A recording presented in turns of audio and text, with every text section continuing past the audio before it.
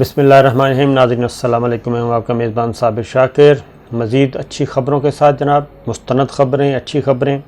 آپ کی خدمت میں لے کے موجود ہوں۔ تو صورتحال میں باری باری آپ کو ٹائم ضائع کیے بغیر خبریں بتاتا ہوں۔ خبریں یہ ہیں کہ وزیر اعظم عمران خان، موجودہ حکومت اور ملٹری اسٹیبلشمنٹ، انہوں نے ایک اور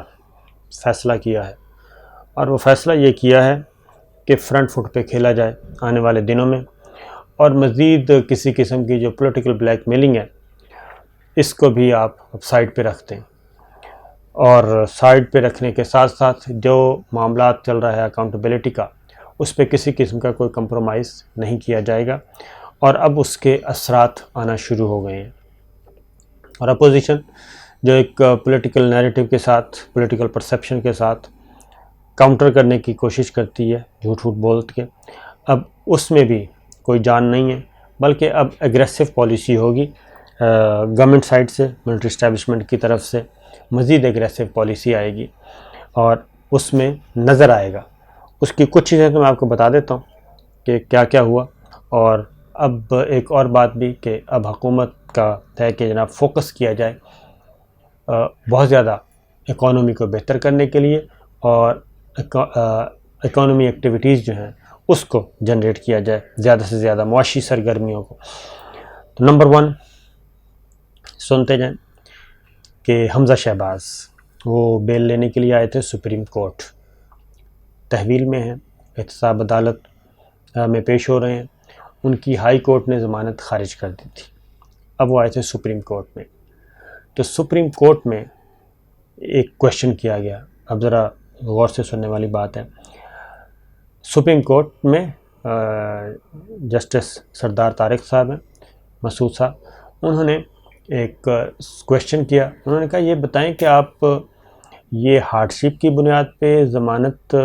کروانا چاہ رہے ہیں یا پھر میرٹ پہ؟ اب اس کا جواب سنیے۔ اس کا جواب تھا کہ نہیں جی، ہم تو ہارڈ شپ کی بنیاد پہ کروانا چاہ رہے ہیں، میرٹ کو ہم ڈسکس نہیں کرنا چاہ رہے ہیں۔ اس کا مطلب میں آپ کو سمجھا دیتا ہوں کہ اگر کیس کمزور ہو اور نیب نے کوئی غلط کیس بنایا ہو، یا پروسیکیوٹر نے کوئی بھی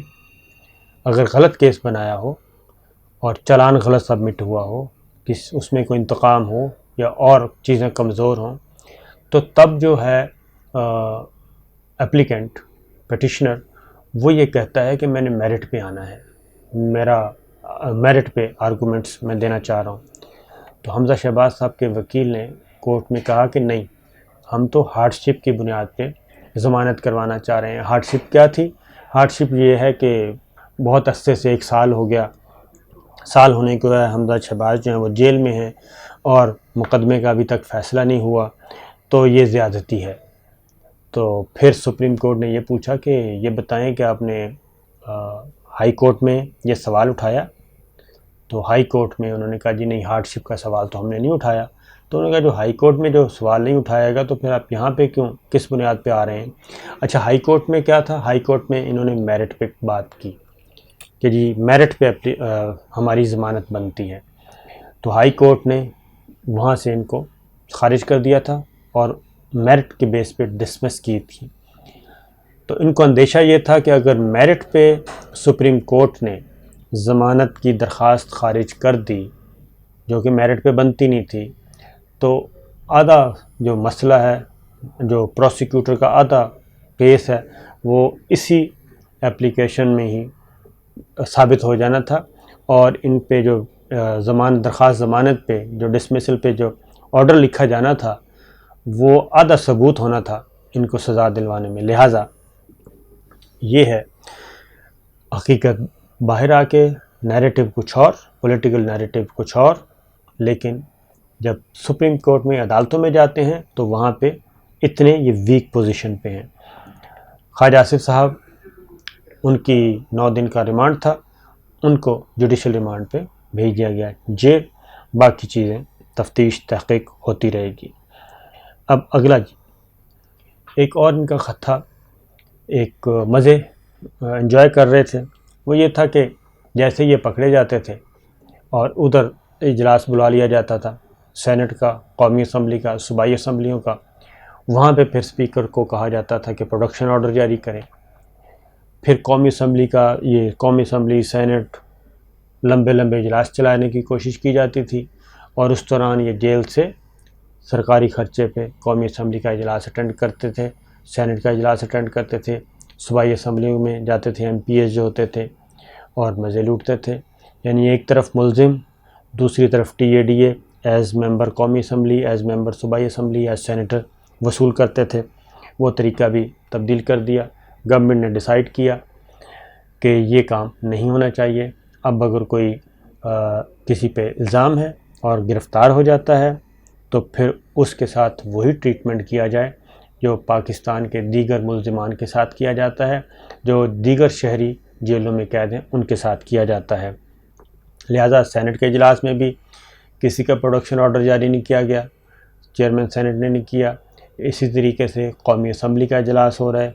کوئی پروڈکشن آرڈر جاری نہیں ہوئے، نہ شہباز شریف صاحب کا، نہ خواجہ آصف صاحب کا، نہ کسی اور کا. پنجاب اسمبلی کا اجلاس حمزہ شہباز کا کوئی پروڈکشن آرڈر اب جاری نہیں ہوگا، کسی ایم پی کا نہیں ہوگا. اگر وہ پکڑا جاتا ہے خواہ وہ وزیر ہی کیوں نہ ہو. تو ایک تو یہ ڈائریکشن چل رہی ہے.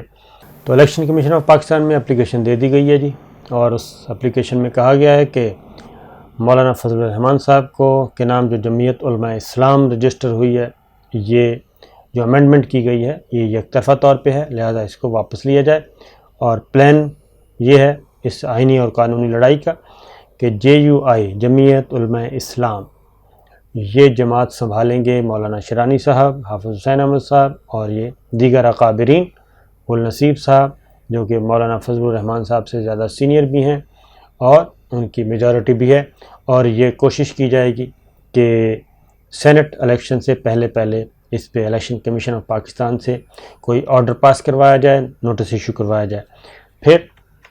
مولانا فضل الرحمان صاحب کے داماد کو بھی نیب نے بلا لیا ہے اور ان کو نوٹس جاری کیا گیا ہے، اور کال اپ نوٹس باقاعدہ طور پہ. اب وہ چیزیں جو پینڈنگ تھیں وہ چیزیں اب آہستہ آہستہ بڑھ رہی ہیں آگے. اور کل وزیر اعظم کہہ رہا ہوں، کل army chief general Qamar Javed Bajwa ISI head quarter بھی گئے، اور وہاں پہ بھی یہ انتہائی امپورٹنٹ وزٹ تھا. DG ISI lieutenant general Faiz Hameed انہوں نے بریف کیا، اور آپ اگر اس کی فوٹیج دیکھیں بہت ہی کم سے کم لوگ تھے، اور یہ سینسٹیوٹی کے اعتبار سے، حساسیت کے اعتبار سے، انفارمیشن کے اعتبار سے کہیں زیادہ اہم اجلاس تھا. اور اس میں داخلی موضوعات بھی تھے اور خارجی موضوعات بھی تھے، انٹرنل ایکسٹرنل دونوں تھے، اور دونوں ہی اہم تھے. تو لہٰذا یہیں تک ہی رہنا چاہیے جتنا آفیشلی بتایا گیا ہے، اور اس کو زیادہ نہیں کوریدنا چاہیے. لیکن اتنا کافی ہے کہ یہ امپورٹنٹ میٹنگ تھی، امپورٹنٹ اجلاس تھا جس میں کچھ فیصلے لیے گئے. اب آتے ہیں اچھی خبروں کی طرف. یہ تو اپوزیشن اپنا کام کرتی رہے گی، لیکن اپوزیشن سے نمٹنا کیسے ہے وہ میں آپ کو بتا چکا ہوں. دوسری جانب معاشی سرگرمیاں بڑھانے کے لیے جو کنسٹرکشن انڈسٹری کو ایک ایمنسٹی دی ہوئی ہے، اس میں مزید 6 ماہ کا اضافہ کر کے باقاعدہ طور پہ آرڈیننس جاری کر دیا گیا ہے. اور اس کی اطلاع یہ ہے دنیا بھر میں جتنے بھی اوورسیز پاکستانیز ہیں جی، ان کے لیے بھی یہ اچھی خبر ہے کہ وہ بھی آئیں اور انویسٹ کریں، پلاٹ خریدیں اور تعمیرات کریں، پلازا بنائیں، بڑی بڑی تعمیرات کریں. جتنا بھی انویسٹ کریں گے کنسٹرکشن انڈسٹری میں اور ریل اسٹیٹ میں، ان سے نہیں پوچھا جائے گا کہ یہ پیسہ کہاں سے آیا. ایون جو ٹیکس دہندگان ہیں،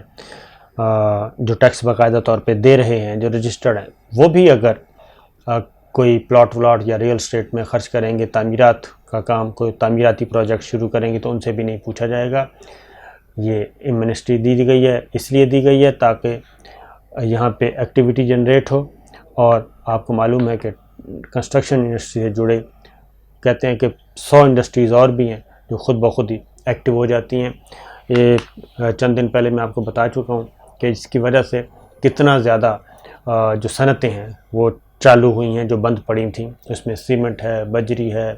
اینٹیں ہیں، الیکٹریکل جو ساز و سامان ہے، بجلی کا ساز و سامان ہے، لکڑی کا کام ہے، لوہے کا کام ہے، بے پناہ اس سے جڑے ہوئے کام جو ہیں وہ شروع ہو جاتے ہیں۔ تو اس لیے یہ فیصلہ کیا گیا ہے۔ گورنر اسٹیٹ بینک کی طرف سے بھی اچھی اطلاعات ہیں کہ شرح سود جو 7% ہے اس میں کوئی تبدیلی نہیں کی جائے گی، یہ برقرار رہے گا اور آنے والے دنوں میں اسی طریقے سے رہے گا۔ دوسری جانب امریکہ جو بائیڈن انتظامیہ کے ساتھ معاملات طے کرنے کے لیے، ورکنگ ریلیشن شپ بہتر بنانے کے لیے، جو بائیڈن انتظامیہ سے بات چیت کے لیے کام شروع ہو چکا ہے، اور پاکستان اور امریکہ کے تعلقات کا جو ٹارگٹ یعنی کہ فوکس کیا جائے گا وہ اقتصادی رکھا جائے گا، اقتصادی اور دفاعی، فوجی اور معاشی، یہ دو چیزوں کو فوکس کیا جائے گا، اور اس میں کوشش کی جائے گی کہ پاکستان کی اکانومی کو بہتری کے لیے آگے کرنے کے لیے جتنے بھی معاملات ہیں وہ کیے جائیں۔ انڈیا کے لیے کوئی اچھی خبر نہیں ہے، اور انڈیا کے لیے خبریں ہیں جناب کہ ہماری کوشش، پاکستان کی کوشش باقاعدہ طور پہ ہو رہی ہے، اور اس میں بلوچستان گورنمنٹ اور بلوچ جماعتیں جو ہیں وہ آگے آ رہی ہیں کہ بھارت کو دہشت گرد قرار دلوایا جائے، اور اس کے لیے بلوچ نیشنلز جو ہیں وہ آ رہی ہیں، بلوچ نیشنلسٹ آ رہے ہیں، وہ سامنے بڑھیں گے تاکہ ایک کاؤنٹر نیریٹو دیا جائے کہ جو خاص طور پہ فارن ایڈ سے چل رہے ہیں، قوم پرست، علیحدگی پسند، عسکریت پسند، شدت پسند جو کام کر رہی ہیں تنظیمیں۔ پھر انڈیا میں کیا سچویشن ہے؟ انڈیا پاکستان میں تو معاملات ابھی تک آگے ہی ہیں، لیکن انڈیا میں سچویشن یہ ہے، کافی معاملات وہاں پہ خراب ہیں، اور مقبوضہ کشمیر میں خاص طور پہ بتا رہا ہوں کہ جو انڈین فوج ہے وہ ڈیوٹی دے دے کے ذہنی طور پہ ذہنی بیماریوں کا شکار، نفسیاتی بیماریوں کا شکار، اور اب تو بھارتی فوج کے جو افسر ہیں، سپاہیوں کی خودکشیاں تو نارمل ہیں، اور لیکن وہاں پہ بیماریاں بہت زیادہ ہیں، لیکن اب جو بھارتی فوج کے افسر ہیں وہ بھی خودکشیاں کرنی شروع کر دی ہیں، انہوں نے، وہ بھی کر رہے ہیں، اور اس کی ریزن ہے کہ وہ مسلسل ایک انڈر سٹریس رہ رہے ہیں، فیملی سے دور، اور ایک جنگی کیفیت میں، خوف کی کیفیت میں۔ تو ایک میجر نے لیٹسٹ تازہ ترین جو ہے اس نے خودکشی کی ہے، اور یہ بھارتی فوج کی جموں کشمیر رائفلز کے میجر تھے، ضلع کپواڑہ کے علاقے میں تعینات تھے، اور سروس رائفل سے اپنی گولی ماری ہے، جو ان کی اپنی آفیشیل رائفل تھی، خودکشی کی، اور خودکشی کرنے والے بھارتی فوجیوں کی تعداد بڑھ کر 489 ہو گئی ہے۔ یعنی کوئی دن ایسا نہیں کہ جس دن بھارتی فوجی جوان یا فوجی افسر جو ہے کوئی خودکشی نہ کر رہا ہو۔ یہ 489 یہ خودکشیاں کرنے والوں کی تعداد ہو چکی ہے، اور اس کی ریزن ایک ہی ہے کہ مسلسل وہ انڈر سٹریس کام کر رہے ہیں، اور وہاں پہ ایک خوف کا ہو کا عالم ہے۔ پھر انڈیا میں کسان جو ہیں وہ مسلسل آگے بڑھ رہے ہیں جی، اور 26 جنوری کا ان کا ٹارگٹ ہے، اور ہزاروں ٹریکٹرز، انہوں نے کہا ہے کہ 1 لاکھ ٹریکٹر ان کا ٹارگٹ ہے، کہ 1 لاکھ ٹریکٹر کی ریلی جو ہے وہ دہلی کیپٹل کی طرف لانگ مارچ کرے گی، اور 26 جنوری جو کہ یوم جمہوریہ ہے، مناتا ہے انڈیا، اور قومی دن ہے ان کا، اور اس قومی دن کے طور پہ جو سب سے مینورٹی جو ہیں، اقلیتیں جو ہیں، سکھ ان کو لیڈ کریں گے، اور باقی بھی شامل ہوں گے، کسان، وہ بڑھیں گے دہلی کی طرف۔ تو صورتحال ان کے ہاتھ سے نکلتی جا رہی ہے۔ سپریم کورٹ فیصلہ دے چکی ہے، زرعی معاشی قتل کے حوالے سے جو قوانین تھے دلی سرکار کے، مودی سرکار کے، وہ معطل ہو چکے ہیں، لیکن اس کے باوجود کسانوں نے وہ فیصلہ بھی ماننے سے انکار کر دیا۔ کسان کہتے ہیں کہ ان کو سیٹ اسائڈ کیا جائے، کالعدم قرار دیا جائے، صرف سٹے نہ دیا جائے، کیونکہ وہ کہتے ہیں کہ ہمیں معلوم ہے کہ جیسے ہی ہم یہاں سے جائیں گے تو معاملہ پھر وہیں کا وہیں آ جائے گا، لہٰذا اس کو سیٹ اسائڈ کیا جائے یا حکومت واپس لے وہ کالے قوانین۔